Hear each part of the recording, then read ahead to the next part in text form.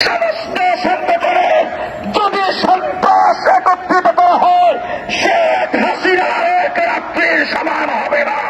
বাংলাদেশে আওয়ামী লীগ শেখ হাসিনার পুনরুত্থান বাংলাদেশে হবে না। এই দেশে তাদেরকে রাজনীতি করতে দেওয়া হবে না। দুই নম্বর কথা বলতে চাই, মিস্টার মোদী সাহেব, আপনাকে একটু অনুরোধ করে আগেও বলছি, এখনো বলবো, একটু আফগানিস্তানের দিকে তাকান। আমেরিকার মতো পরাশক্তি ৭৭টা মিত্র শক্তি একত্রিত হয়ে ২০ বছর চেষ্টা করে সেই জায়গা থেকে আমেরিকা চাঙ্গা পরে বিদায় হয়ে গেছে। মিস্টার মোদী সাহেব, যেভাবে মুসলমানদের উপর নির্যাতন করছেন, আপনাকে বলবো আপনার প্রতি সম্মান আপনাকে প্যাম্পাস বয়সে হবে। আমরা বাংলাদেশের মুসলমান, বিশ্বের মুসলমান, যেইভাবে ভারতে মুসলমানদের উপর নির্যাতন চলছে, পরিষ্কার বার্তা দিয়ে দিচ্ছে, ভারত টুকরা টুকরা হয়ে যাবে।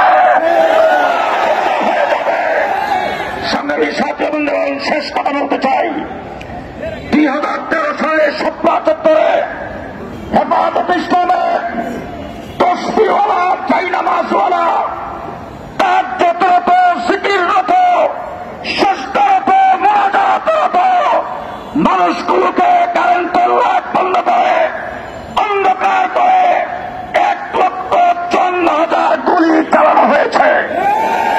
বাংলাদেশেও অনেক সংগঠনকে সন্ত্রাসের দায়ে বিলুপ্ত করেছেন, নিষিদ্ধ ঘোষণা করেছেন। বিশ্বের অনেক সংগঠনকে বিভিন্নভাবে, এমনকি জাতিসংঘ অনেক সংগঠনকে সন্ত্রাসের দায়ে নিষিদ্ধ করেছেন।